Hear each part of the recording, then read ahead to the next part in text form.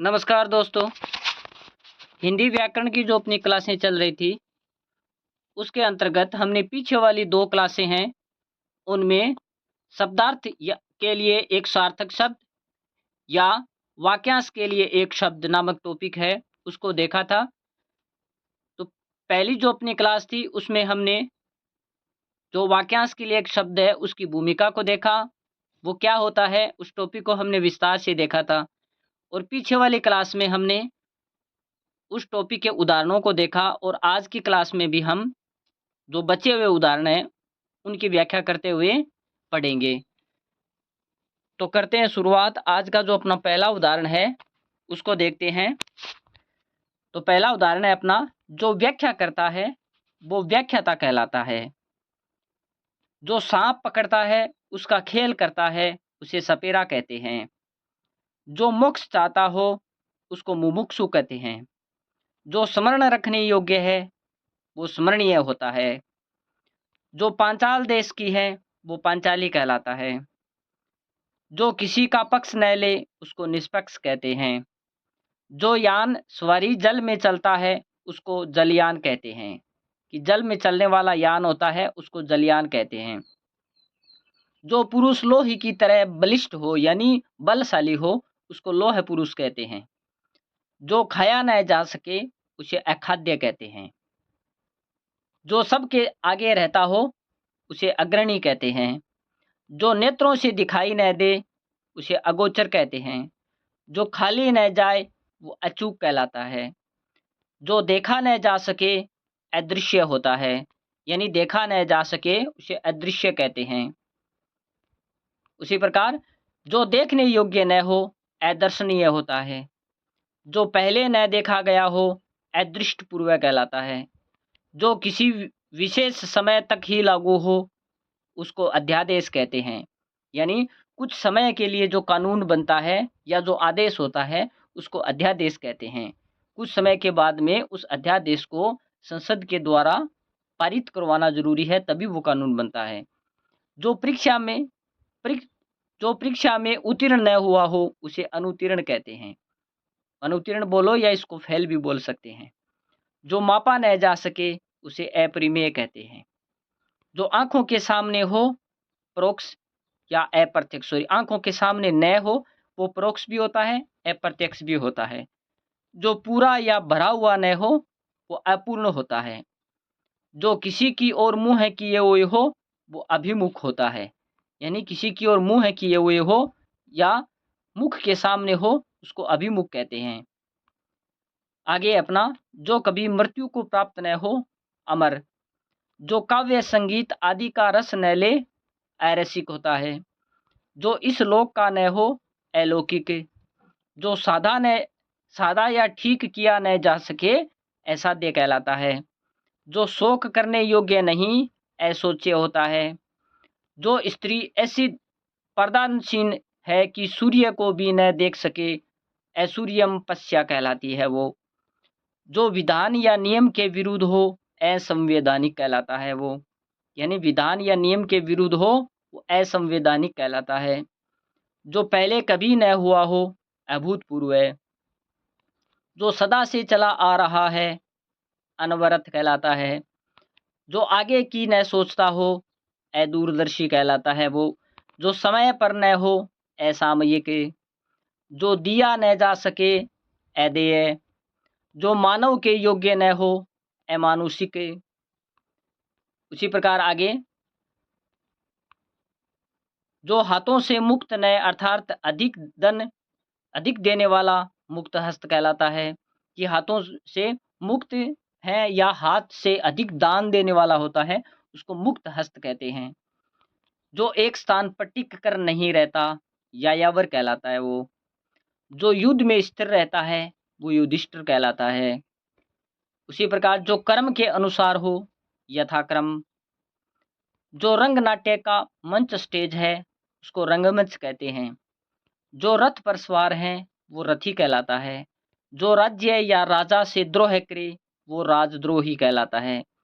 जो राजनीति जानता है, वो राजनीतिज्ञ होता है। राजनीति को जानने वाला राजनीतिज्ञ होता है। उसी प्रकार आगे है, जो भूमि का हिसाब किताब रखता हो वो लेखपाल कहलाता है। जो आसानी से पचता हो लघुपाक कहलाता है वो। जो वर्णन से बाहर हो वर्णातीत कहलाता है। उसी प्रकार जो पूर्ण रूप से बहरा हो वज्र बधिर कहलाता है वो। जो मुकदमा दायर करता हो वादी या मुद्दई कहलाता है वो। जो कोई वस्तु वहन करता है वाहक होता है। जो अपने धर्म के विपरीत आचरण करता हो विधर्मी होता है। जो विश्व भर का बंधु है वो विश्व बंधु कहलाता है। कि विश्व भर का बंधु हो वो विश्व बंधु कहलाता है। आगे है अपना जो विषयों में आसक्त है वो विषयाक्त है। जो विषय विचार में आ सकता है विचार गम्य होता है। जो विश्वास करने योग्य हो वो विश्वसनीय कहलाता है। जो विश्व का हित चाहता है विश्व हितैषी कहलाता है। उसी प्रकार जो व्याख्या करता हो ये हमने पीछे देख लिया वो व्याख्याता कहलाता है। जो शक्ति का उपासक हो वो शाक्त कहलाता है। आगे अपना जो अन्न और साग सब्जी खाता हो उसे शाकाहारी कहते हैं। जो तेज चलता हो वो शीघ्रगामी कहलाता है। यानी तेज चलने वाला होता है उसको शीघ्रगामी कहते हैं। आगे है अपना जिसके दो पैर हो वो द्विपद कहलाता है। दो पैर वाला द्विपद कहलाता है। जिसके पास कुछ भी न हो वो अकिंचन कहलाता है। यानी उसके पास कुछ भी नहीं है। जिसके हृदय में दया हो वो दयावान कहलाता है। कि जिसके हृदय में दया हो वो दयावान कहलाता है। जिसके समान कोई दूसरा न हो वो अद्वितीय कहलाता है। जिसके आने की तिथि न हो वो अतिथि कहलाता है। जिसके कोई संतान न हो वो निसंतान कहलाता है। कि जिसके कोई संतान नहीं हो वो निसंतान होता है। जिसके समान दूसरा न हो वो अद्वितीय होता है। जिसके पास कुछ भी न हो अकिंचन होता है वो। ये उदाहरण पीछे भी आ चुका है अपना। आगे है जिसके नीचे रेखा हो उसको रेखांकित कहते हैं। जिसके नीचे रेखा हो उसको रेखांकित कहते हैं। ऐसे प्रश्न भी पूछे जाते हैं कि रेखांकित प्रश्नों के उत्तर दीजिए। तो यहाँ पर रेखांकित यानी जिसके नीचे रेखा खींची हुई हो। जिसके मन में कोई कपट न हो वो निष्कपट कहलाता है। जिसके कोई संतान न हो वो निसंतान कहलाता है। जिसके पास लाख रुपए की संपत्ति हो वो लखपति कहलाता है। जिसका तेज निकल गया हो निस्तेज होता है वो। जिसका आकार न हो वो निराकार होता है। यानी जिसका आकार नहीं हो वो निराकार होता है। जिसका पति जीवित हो वो सदवा कहलाती है। जिसका अंत न हो अनंत कहलाता है। यानी जिसका पति जीवित हो वो सदवा और जिसका पति की मृत्यु हो चुकी हो वो विधवा कहलाती है। आगे है अपना जिसका कारण पृथ्वी है या पृथ्वी से संबंध है उसको पार्थिव कहते हैं। उसी प्रकार जिसका उदर लंबा हो वो लंबोदर कहलाता है। यानी जिसका उदर लंबा हो जैसे गणेश जी के लिए शब्द काम में लिया जाता है क्योंकि गणेश जी का जो उदर है वो लंबा है इसलिए उनको लंबोदर भी कहा जाता है। जिसका निर्वाण नहीं किया जा सके उसको अनिवार्य कहते हैं। यानी उसको निवारण यानी उनको टाला नहीं जा सके उसको अनिवार्य कहा जाता है। जिसका इलाज न हो सके वो असाध्य रोग कहलाता है या असाध्य कहलाता है। जिसका विश्वास न किया जा सके वो अविश्वसनीय कहलाता है। यानी विश्वास करने योग्य न हो। जिसका मूल्य न आंका जा सके वो अमूल्य होता है। यानी जिसका मूल्य आंका नहीं जा सके। और बहुमूल्य होता है यानी जिसका मूल्य बहुत ज़्यादा हो उसको बहुमूल्य कहते हैं। और जिसका कोई मूल्य नहीं हो वो निर्मूल्य होता है। या जिसका मूल्य आंका नहीं जा सके वो यहाँ पर दिया हुआ है अमूल्य होता है। जिसका कोई अर्थ न हो वो निरर्थक होता है। आगे है अपना उदाहरण है जिसका कोई शत्रु न हो वो अजात शत्रु होता है। यानी जिसका कोई शत्रु नहीं हो वो अजात शत्रु होता है। यानी कोई शत्रु उसका है नहीं। जिसका कोई नाथ न हो वो अनाथ कहलाता है। यानी नाथ का यानी कोई संबंधित न हो माता पिता में से तो उसको अनाथ कहते हैं। जिसका जन्म अनु यानी पीछे हुआ हो उसको अनुज कहते हैं। यानी पीछे जन्म हुआ हो वो अनुज कहलाता है। जिसका जन्म पहले हुआ हो वो अग्रज कहलाता है। उसी प्रकार जिसका ज्ञान इंद्रियों से परे हो वो अगोचर कहलाता है। जिसका कोई दूसरा उपाय न हो वो अन्योन्योपाय कहलाता है। अन्योन्योपाय यानी जिसका कोई दूसरा उपाय नहीं हो। जिसका आदर न किया गया हो वो अनाहृत कहलाता है। उसी प्रकार जिसका वचन द्वारा वर्णन न किया जा सके वो अनिवर्चनीय कहलाता है। यानी जिनका वचन या जिनकी वाणी के द्वारा वर्णन नहीं किया जा सके जिनका। आगे है अपना जिसका निर्माण न किया जा सके वो अनिवार्य कहलाता है। ये पीछे आ चुका अपना उदाहरण। जिसका उच्चारण न किया जा सके वो अनुच्चरित होता है। वो जिसका अनुभव किया गया हो अनुभूत यानी जिसका अनुभव किया गया हो। जिसका मन किसी दूसरी ओर हो वो अन्य मनसक या अनमना कहलाता है। जिसका कोई निश्चित घर न हो वो अनिकेत होता है। आगे अपना जिसका जन्म उच्च कुल में हुआ हो वो अभिजात कहलाता है। यानी उच्च कुल में जन्म लेने वाला होता है उसको अभिजात कहते हैं। जिसका विभाजन न किया जा सके वो अविभाजित कहलाता है। यानी जिसका विभाजन नहीं किया जा सके वो अविभाजित कहलाता है। जिसका मन उदार हो वो उदार मना कहलाता है। यानी उदार मन हो जिनका वो उदार मना कहलाता है। आगे है अपना जिसका मन महान हो वो महान मना कहलाता है। जिसका हृदय उदार हो वो उदार हृदय कहलाता है। यानी जिनका हृदय उदार हो वो उदार हृदय कहलाता है। जिसका उल्लेखित किया गया हो वो उल्लिखित कहलाता है। यानी जिनका उल्लेख किया गया हो वो उल्लिखित कहलाता है। जिसका चित्त एक जगह स्थिर हो वो एकाग्र चित्त कहलाता है। यानी जिसका चित्त एक जगह स्थिर हो जाए यानी ठहर जाए उनको एकाग्र चित्त होना कहते हैं। जिसका संबंध किसी दूसरे देश से हो एक देशीय। जिसका उच्चारण ओष्ठ यानी होठ से हो ओष्ठ्य कहलाता है। यानी ऐसे वर्ण होते हैं जिनका उच्चारण होठ से होता है। जैसे पै वर्ग के वर्ण होते हैं ना उनका उच्चारण होठों से होता है तो उनको पै फै बै पै मै इन वर्णों को ओष्ठ्य वर्ण कहते हैं। आगे अपना जिसका संबंध उपनिवेश या उपनिवेशों से हो उपनिवेशिक कहलाता है वो। यानी जिनका संबंध उपनिवेश या उपनिवेशों से हो वो उपनिवेशिक कहलाता है। आगे है अपना आगे वाला उदाहरण है अपना जिसमें कोई दोष न हो वो निर्दोष होता है। जिसमें हानि या अनर्थ का भय न हो वो निरापद होता है। जिसमें तेज नहीं हो निस्तेज। जिसमें मल या गंदगी न हो वो निर्मल होता है। जिसमें 5 कोने हो वो पंचकोण। जिसमें 4 कोने हो चतुष्कोण। जिसमें 6 कोने हो षटकोण। 7 कोने हो सप्तकोण। 8 कोने हो अष्टकोण। इस प्रकार जितने कोने हो वही कोण कहलाता है। जिसमें प्रतिभा है वो प्रतिभा कहलाता है। उसी प्रकार जिसमें जाना या समझना कठिन हो वो दुर्गम कहलाता है। जिसमें मल गंदगी हो वो मलिन होता है। यानी गंदा या जिसमें मल मौजूद होता है विकार मौजूद होता है उसको मलिन कहते हैं। जिसमें किसी प्रकार का विकार हो वो विकृत होता है। जिसमें 7 रंग हो सतरंगा।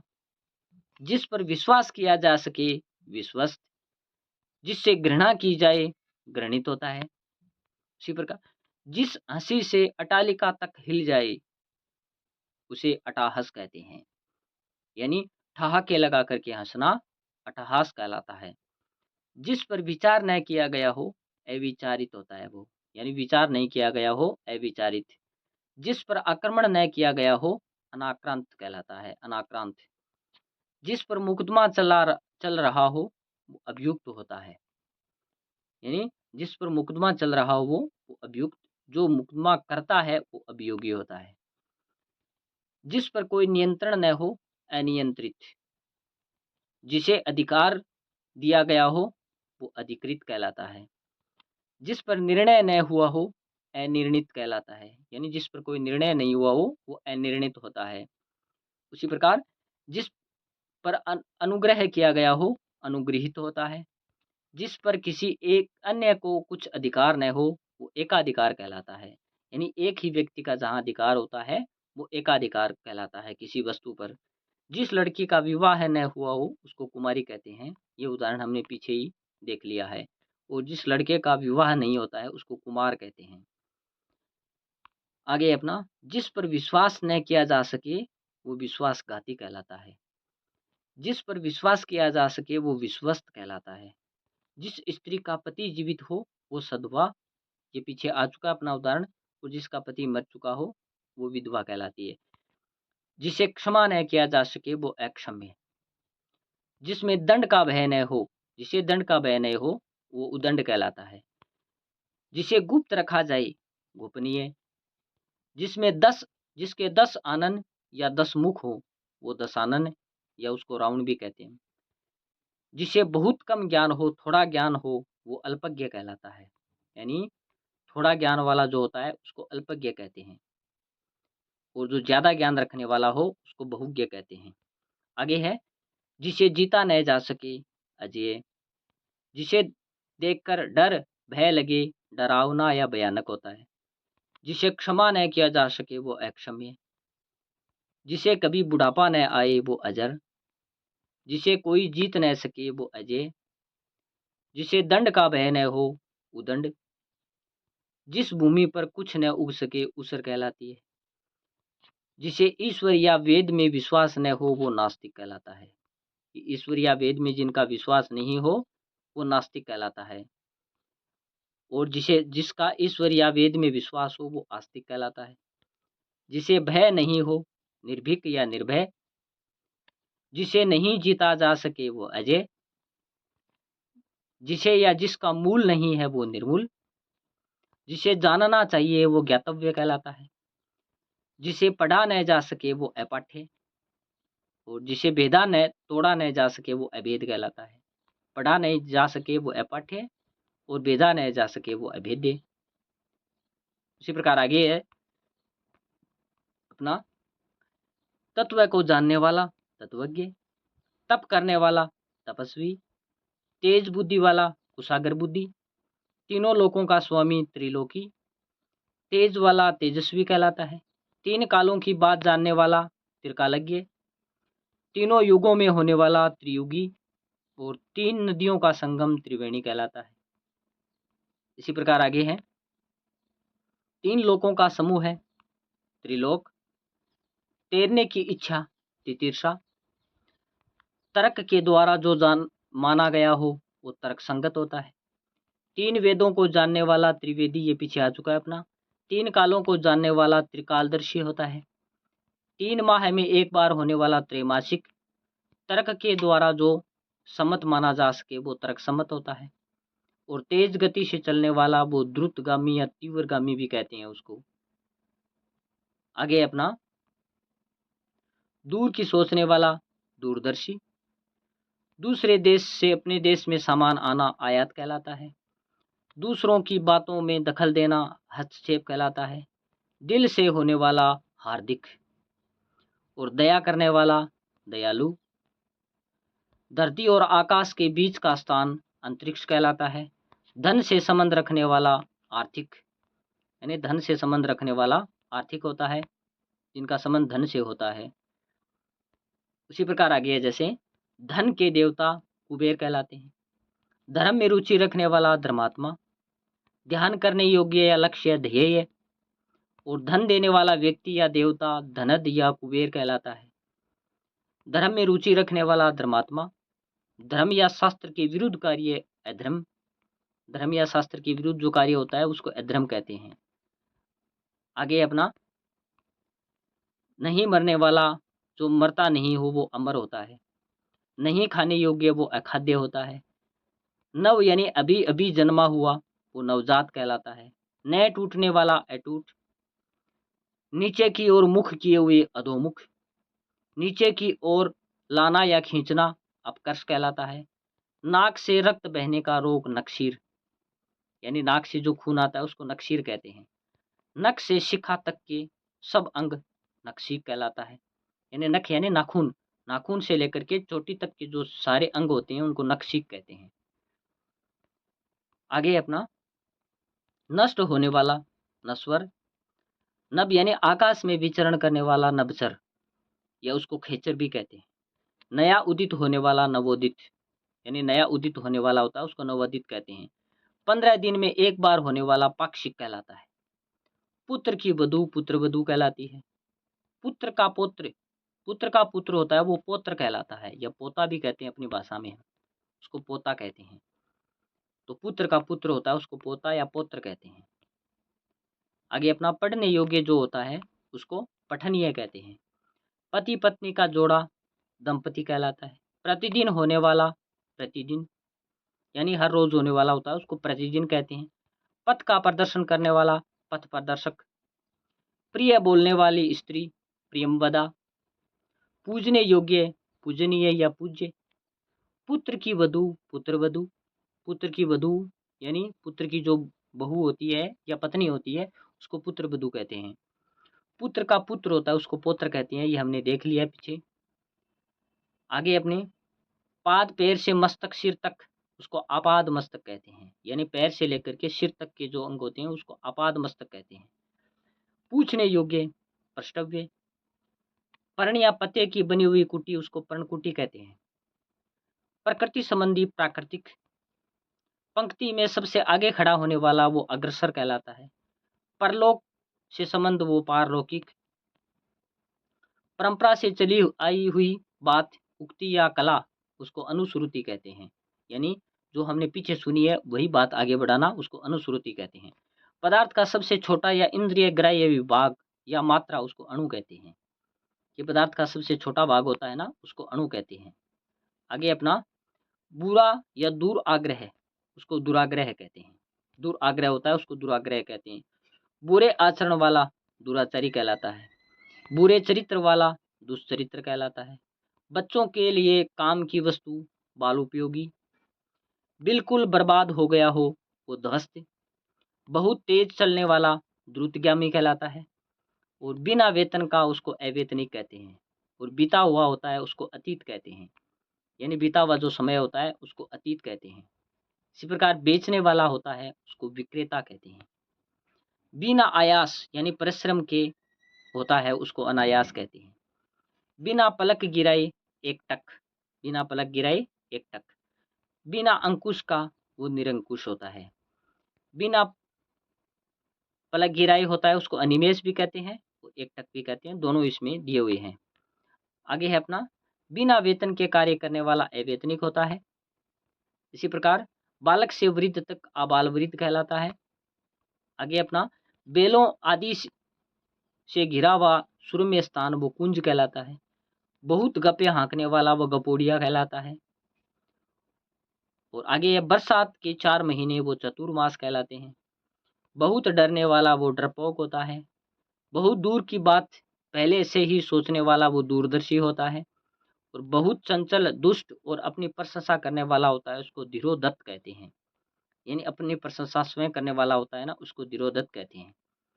अब यहाँ पर कुछ जो ऑब्जेक्टिव टाइप पर्सन है वो दिए हुए हैं, उनको भी देख लेते हैं किस प्रकार है ये। जिसका कोई शत्रु पैदा नहीं हुआ वो उसको क्या कहते हैं, अजात शत्रु कहते हैं। उसी प्रकार यहाँ पर दूसरा प्रश्न है अपना, समुद्र में लगने वाली आग होती है ना उसको क्या कहते हैं, उसको हम बड़वाग्नि कहते हैं। कि समुद्र में जो लगने वाली आग होती है ना उसको बड़वाग्नि कहते हैं। इसी प्रकार आगे अपना किसी साहित्यिक कृति की समालोचना करने वाला होता है उसको क्या कहते हैं, समीक्षक कहते हैं। कि साहित्य की जो कृति होती है ना उसकी समालोचना यानी उसकी जो सही बात और गलत बात को बताने वाला होता है उसको समीक्षक कहते हैं। आगे अपना किसी के पास रखी दूसरे की वस्तु होती है ना उसको हम क्या कहते हैं, अमानत कहते हैं उसको। यहाँ पर दिया हुआ नहीं होता है, वैसे दिया हुआ नहीं है। आगे है वह भाई जो अन्य माता से उत्पन्न हुआ हो उसको क्या कहते हैं, अन्योदर कहते हैं। कि दूसरी माता के उदर से पैदा हुआ हो। जिसके बराबर कोई न हो उसको अनुपमम कहते हैं। कि जिसके बराबर कोई न हो वो अनुपम होता है। गोद में सोने हैं वाली स्त्री उसको क्या कहते हैं, अंकसायनी। और ईश्वर में विश्वास रखता हो वो कौन होता है, आस्तिक होता है वो। और कष्ट से संपन्न होने वाला कष्टप्रीत होता है वो। तो इस प्रकार हमने आज की जो अपना क्लास है इस क्लास में हमने जो वाक्यांश के लिए एक शब्द नामक टॉपिक है उसको कंप्लीट किया है। उम्मीद है आपको ये टॉपिक पसंद आया होगा। पसंद आए तो आप इस चैनल को सब्सक्राइब जरूर करना और वीडियो को लाइक भी करना। धन्यवाद।